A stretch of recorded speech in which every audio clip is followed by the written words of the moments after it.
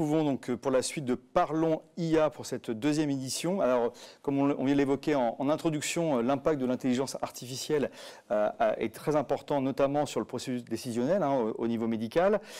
Mais forcément, ça pose des questions d'un point de vue également de confiance, d'éthique et de responsabilité. Et donc, pour discuter de cette thématique, on a le plaisir avec Isabelle de vous accueillir. Professeur Sylvie Leroy, vous êtes PUPH, pneumologue donc, au CHU de Nice, mais vous êtes aussi en charge d'un nouveau IHU, Respirera, qui est passionnant. Et donc, déjà, on voulait que vous nous expliquiez un petit peu cette genèse en fait, de cet IHU et en quoi l'IA est important dans votre programme.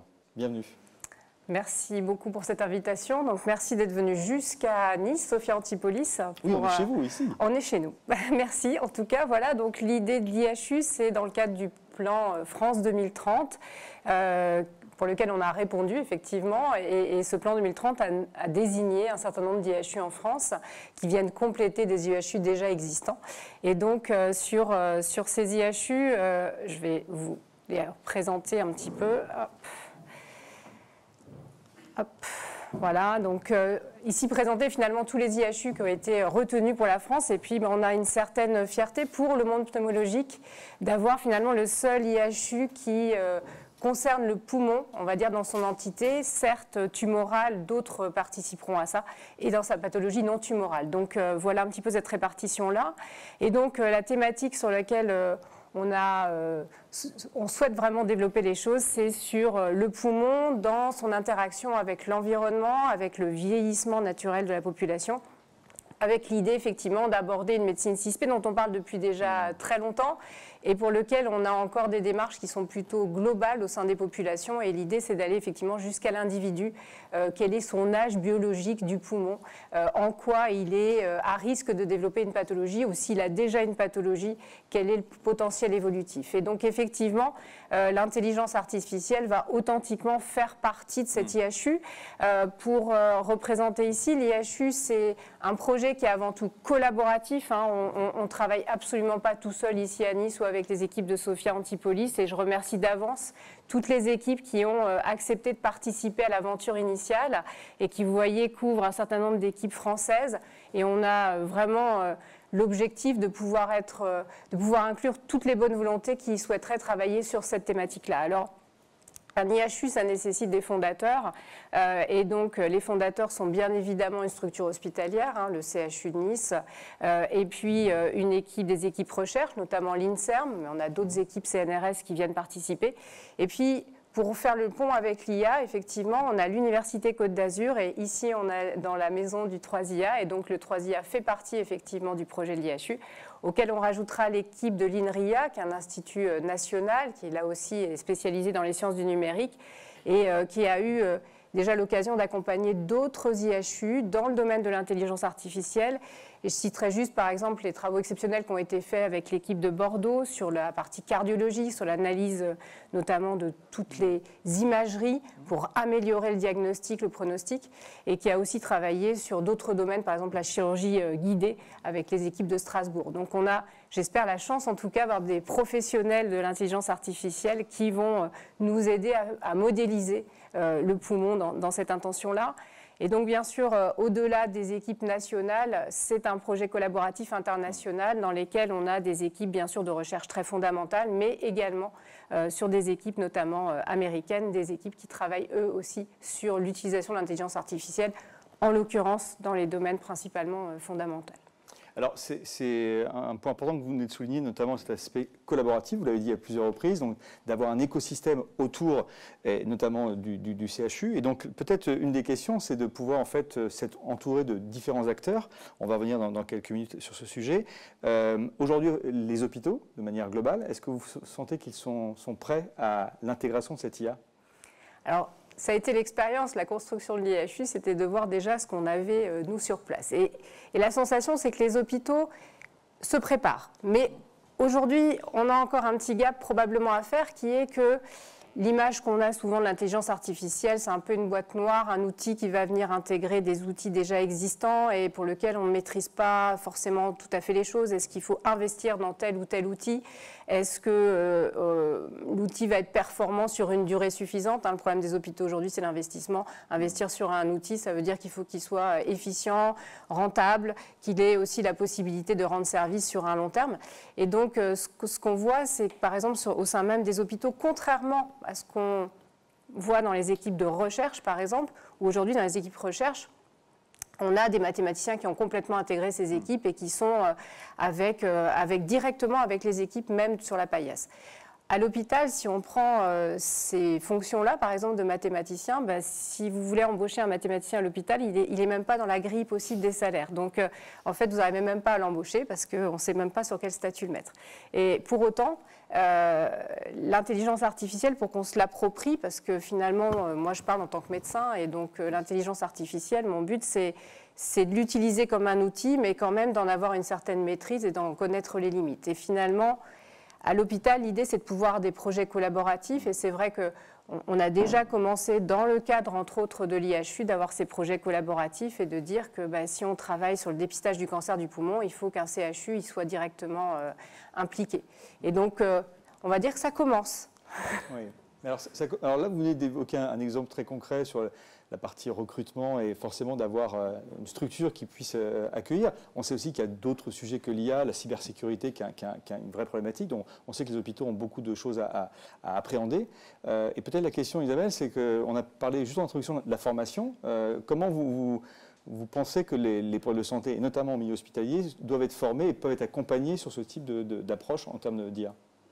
Je pense aujourd'hui, moi je ne suis pas la seule à le penser, je le partage. Il y a un vrai paradoxe aujourd'hui qu'on demande aux médecins. Professeur, vous l'avez dit, une boîte noire. L'IA, c'est une boîte noire. Et en fait, on est face à des professionnels qui ont été formés de nombreuses années, plus de 10 ans, à comprendre des fonctionnements, comprendre le fonctionnement d'un médicament, comprendre le fonctionnement d'un corps humain, comprendre le fonctionnement de l'évolution d'une maladie, et donc des esprits finalement éminemment cartésiens qui basent des raisonnements, le professeur Aguilanu l'a dit, dans la décision médicale, sur des raisonnements, même si à la fin la décision médicale est plus large que ça. Et donc le paradoxe, c'est que ces professionnels de santé qu'on a éminemment formés à comprendre, on leur donne un outil en disant vas-y, utilise-le. Et évidemment, dit comme ça, c'est un peu caricatural, mais il y a pour moi ce paradoxe de ne pas fournir les clés de compréhension. Je ne dis pas qu'il faille que tous les médecins deviennent mathématiciens et l'inverse aussi, parce que ça commencerait à faire des études vraiment très longues et on en aurait peu, donc on n'est pas sur une solution qui passerait à l'échelle. En revanche, faire en sorte que, et ça va être le cas, dans des études de médecine, on ait les notions de mathématiques pour comprendre ce que c'est qu'un modèle, pour pouvoir avoir cette confiance dans la décision, la proposition qui m'est faite et pour pouvoir la challenger, pour parler un mot français, ça me semble aujourd'hui nécessaire. Je pense que tout le monde est en train de en prendre conscience, mais ce paradoxe-là, il a été adressé quand même assez tardivement et on a aujourd'hui cet effet boîte noire dont on va tous s'emparer. Alors, professeur Leroy, vous avez souligné l'aspect écosystème, donc vous travaillez aussi avec des startups, des industriels. Du côté industriel que vous représentez, Isabelle, on en est où? Là, on a parlé de la partie hospitalière, mais au niveau industriel, est-ce que l'IA est aussi intégrée? Est-ce qu'il y a des différences? Alors, l'IA pour un laboratoire pharmaceutique, en tout cas pour AstraZeneca, c'est une démarche, je vais dire, assez humble. On sait que ce n'est pas notre métier. On sait que l'intelligence artificielle apporte aujourd'hui des solutions dans tout le parcours de soins du patient. On sait que pour le professionnel de santé, pour l'organisation des soins, pour le patient lui-même, il y a des solutions qui sont aujourd'hui disponibles, vous l'avez cité, diagnostic, observance, même plutôt avant même le parcours de soins, dans les recrutements des essais cliniques, l'organisation des essais cliniques. On sait qu'il y a des solutions, des technologies qui existent. Le parti pris pour nous, AstraZeneca, c'est de dire il y a des gens bien meilleurs que nous. On a par ailleurs la chance d'être en France avec un environnement de start-up extrêmement riche. Vous savez que dans les start-up de santé, la health tech, on est à plus de 2000 start-up aujourd'hui en France. Alors, il y a pas mal de biotech dedans, il y a à peu près 800 biotech, mais il reste encore tout le reste d'un écosystème extrêmement riche. On peut se poser la question pourquoi cet écosystème existe. Une des solutions, une des clés, c'est quand même de rappeler, et c'est pas pour rien aujourd'hui qu'on est à Sophia au MIAI, l'excellence mathématique en France. On est premier au classement Shanghai. Et on est deuxième en médaille Fields, le fameux prix Nobel de mathématiques, et devant c'est les Américains, donc on voit quand même pas tout à fait sur la même taille de pays. Donc un environnement extrêmement riche, brillant sur cette intelligence artificielle, et nous, notre parti pris, c'est d'aller auprès des startups pour pouvoir travailler avec elles, et la manière, nous ce qu'on veut éprouver avec elles, c'est l'usage et l'adoption par les utilisateurs. J'ai l'habitude de dire que la vie d'une start-up, finalement, c'est 3 montagnes à franchir, et puis une 4e très haute à la fin. La première montagne pour une start-up, c'est la découverte, c'est l'innovation technologique. C'est le premier élément qui va permettre de monter une idée, un deck investisseur, aller chercher de l'argent, des sous. Donc, j'ai une découverte technologique. Si je suis dans la health tech, derrière, généralement, il va falloir que ma découverte technologique, elle puisse avoir les approbations pour s'appliquer à l'être humain. Et donc, il y a toute une phase de marquage réglementaire qui est assez longue et assez coûteuse et qui correspond du coup à une deuxième étape extrêmement ambitieuse pour une start-up. Et donc, quand ils sont arrivés déjà là, c'est... Troisième étape, parfois, c'est que ce dispositif, cette solution technologique, elle doit être remboursée par un système de soins. Et donc là encore, c'est d'autres démonstrations, d'autres preuves, d'autres expertises, parce que là, on tombe sur un domaine réglementaire. Et alors là, troisième montagne, si on y arrive... Et ensuite, néanmoins, reste cette dernière montagne que généralement nous on essaie aussi de faire prendre conscience assez tôt, c'est qu'il faut qu'il y ait un usage. Il faut que toute belle technologie ne reste pas toute seule et scellée sur son étagère, et il faut en fait que les professionnels de santé, au premier lieu, les patients, on en reviendra, c'est un peu plus facile, mais les professionnels de santé et le système de soins intègrent dans une pratique qui, on le sait, est déjà extrêmement tendue en termes de temps, qui est parfois pas forcément super bien outillée en termes de technologie. Il faut que ça rentre dans l'usage. Et là, moi, c'est vraiment l'élément de vigilance, c'est que toutes ces premières étapes, elles sont nécessaires mais pas suffisantes. Ouais. La dernière épreuve de vérité, c'est l'adoption et l'usage. Et nous, c'est là où on accompagne les startups. Écoutez, c'est vraiment les deux mots-clés, usage et adoption. Et je vous pose la question, professeur Lorbois, on a parlé avec Bernard en introduction sur l'appropriation par les professionnels de santé. Vous, quel regard, parce que vous en êtes un, et vous êtes en échange au quotidien, comment vous voyez cette adoption et peut-être certains freins qui pourraient être présents ? Alors, ce qui est intéressant, c'est dans ce qu'a présenté Isabelle, c'est qu'on voit les étapes de construction d'un outil, finalement, à la fin, et au final, la délivrance à des utilisateurs. Et c'est vrai que plusieurs points, en fait.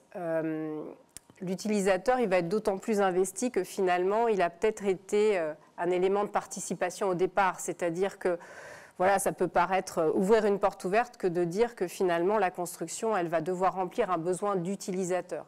Et c'est vrai que l'idée quand même de pouvoir avoir des espaces où on va co-construire des outils, puisque finalement l'idée c'est quand même que l'utilisateur vienne exprimer un besoin. Ça c'est le premier point. Et c'est vrai que sur les expériences qu'on a pu mener au sein notamment de l'équipe et de la projection de l'IHU, pour ne pas la citer, c'est qu'effectivement, on revient à des besoins qui aujourd'hui ne sont pas remplis, comme le disait Bernard. C'est vrai qu'on veut aller plus vite, on veut essayer de faire mieux, plus précis.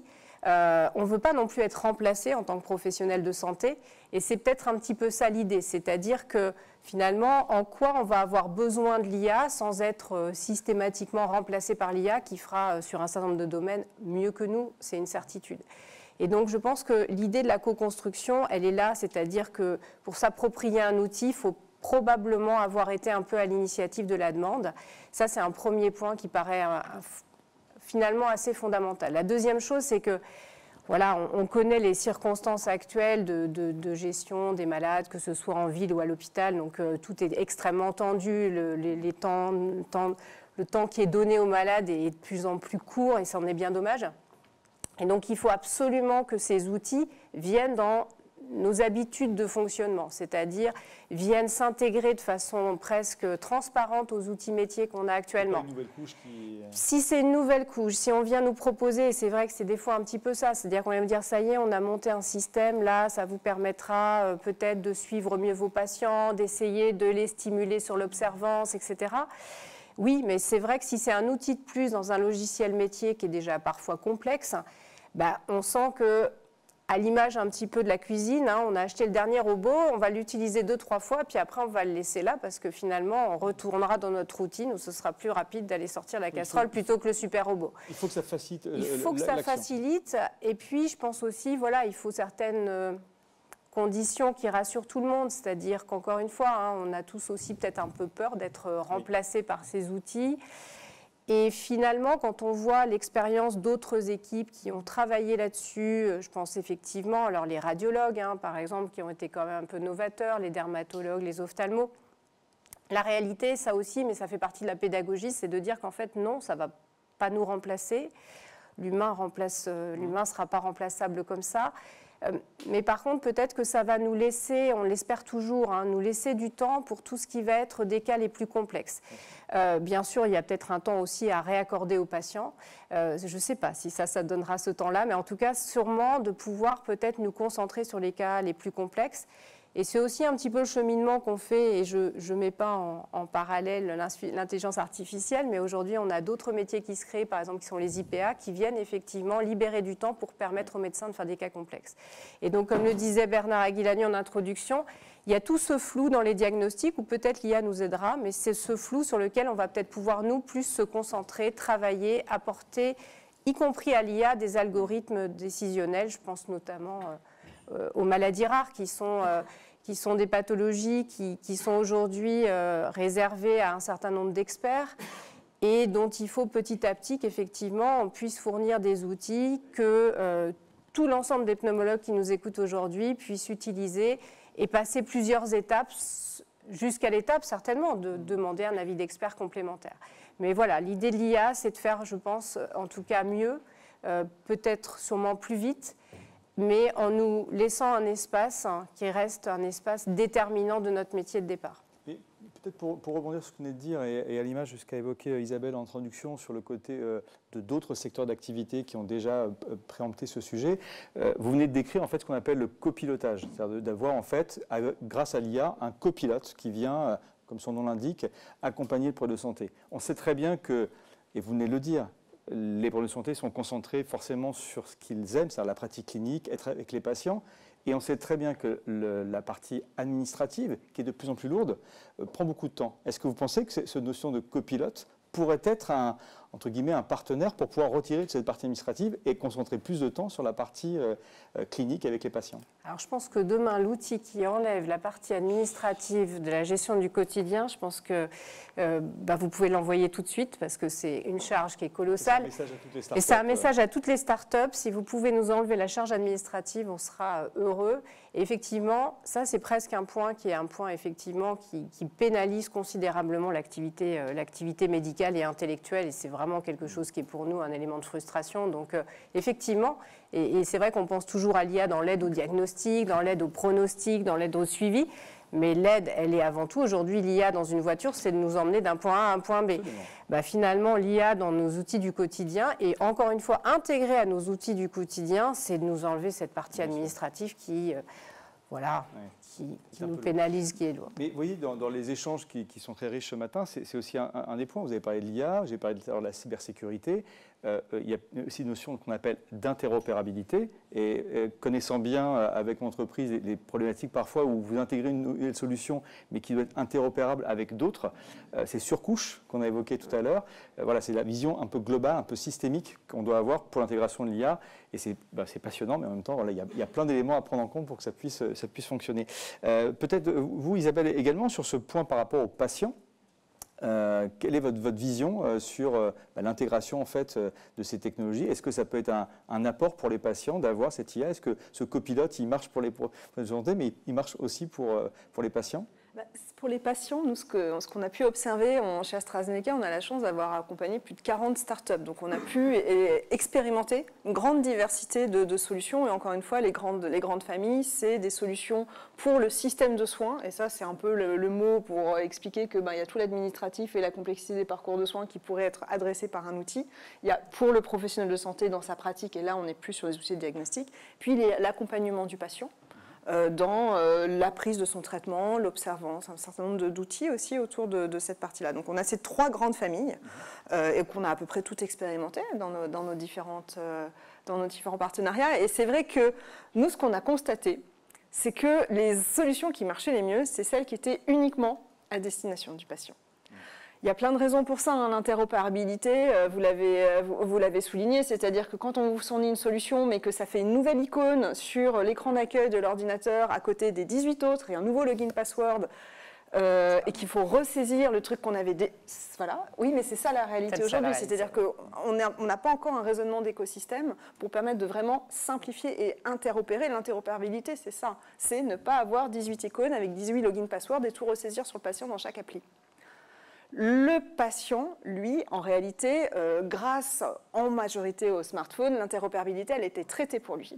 Et donc, et puis il a généralement une seule solution qui s'adresse à son cas personnel. Mais voilà, nous, le constat qu'on a fait, c'est que, et je suis désolée pour ce mauvais jeu de mots, hein, mais le patient est un patient, et beaucoup plus que le professionnel de santé sur les enjeux, les usages de l'intelligence artificielle, et que les solutions sur lesquelles il est tout seul, et on n'a pas à intégrer le reste des intervenants que sont le système de soins, le professionnel de santé, bah, c'est plus rapide et plus simple. Donc je pense qu'en fait, la bonne nouvelle, ça veut dire qu'il y a une partie de l'écosystème qui est tout à fait prêt et tout à fait dynamique là-dessus.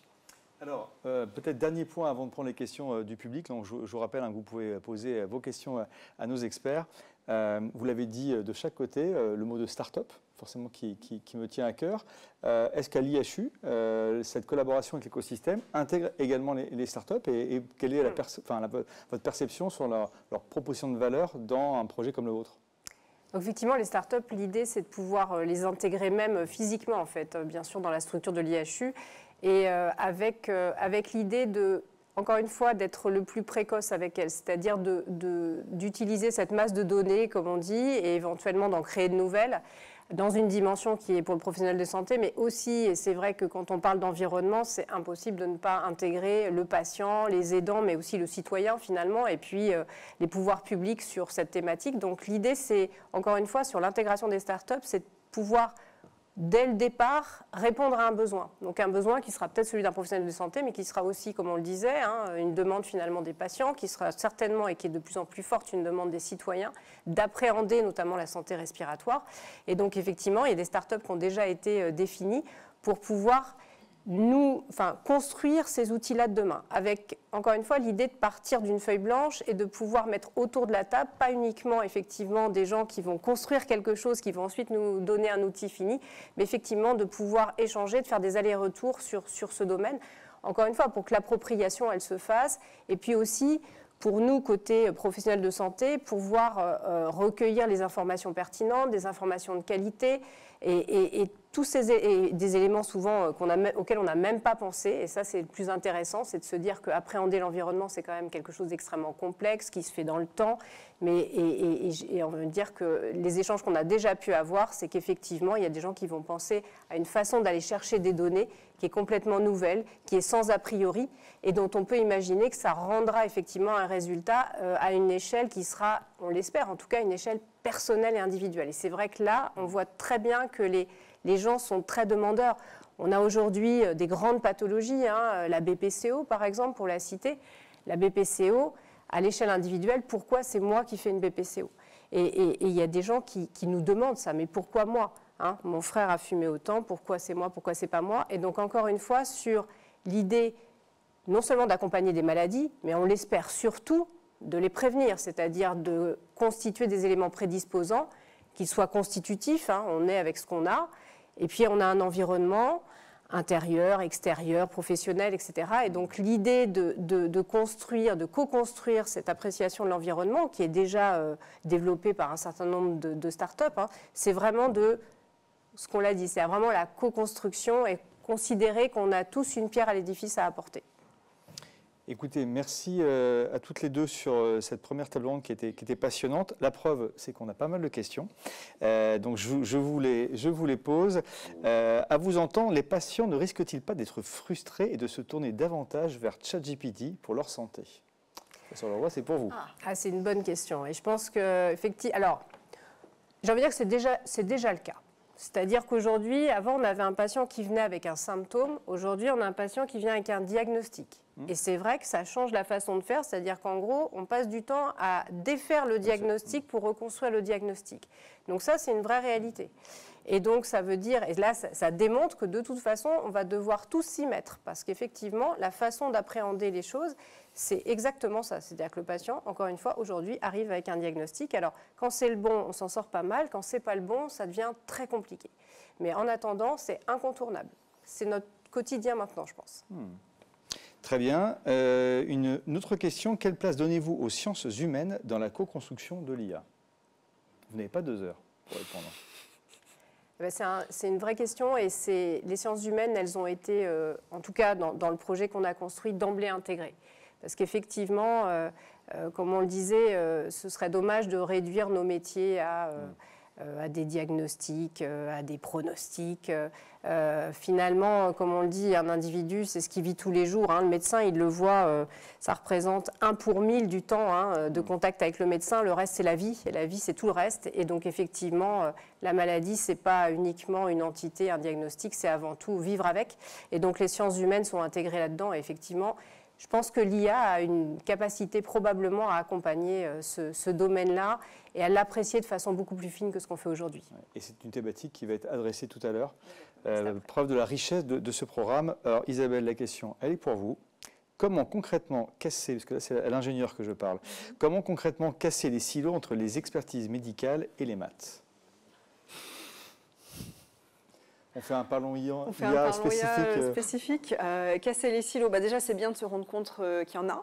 C'est bien de se rendre compte qu'effectivement l'IA c'est des mathématiques et c'est une compétence. Parce que je peux aussi moi avoir vu des cas de professionnels de santé posant un peu si je peux faire une formation en 1 semaine pour savoir ce que c'est que l'IA, non, l'IA en fait ça fait des mathématiciens, donc c'est aussi une expertise.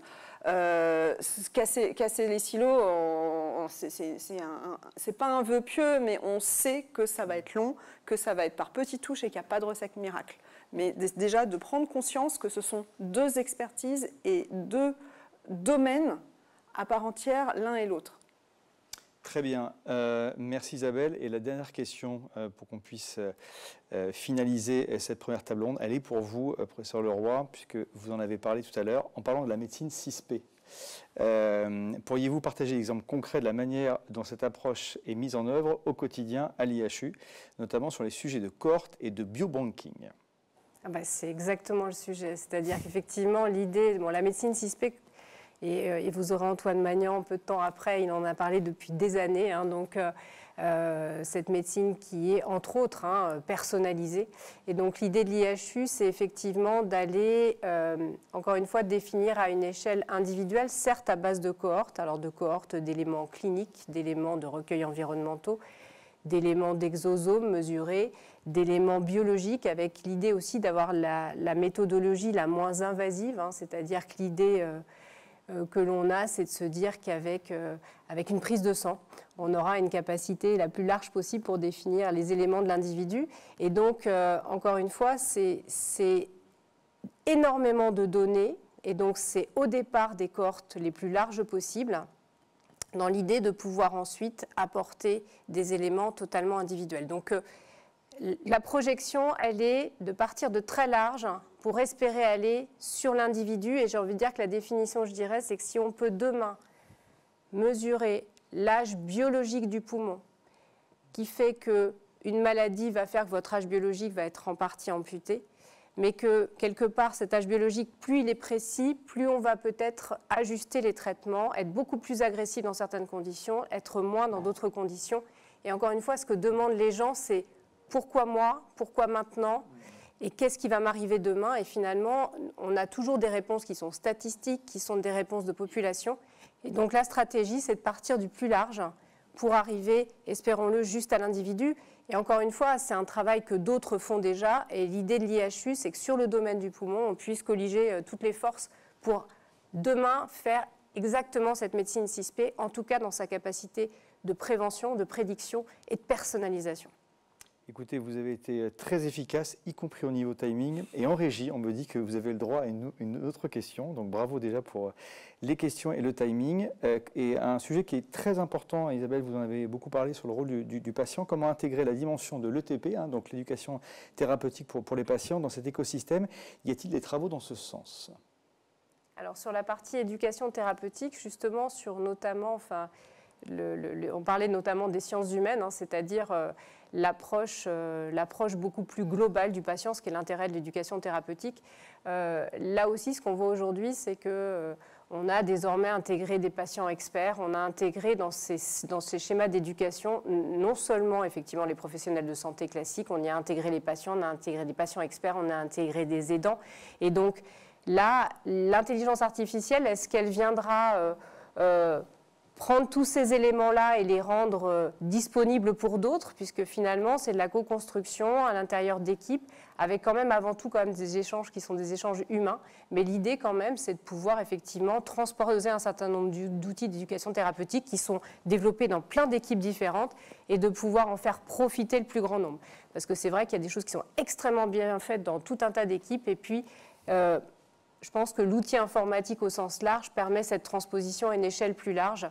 Donc c'est peut-être l'espoir qu'on a demain de compléter en tout cas les expertises de chacun.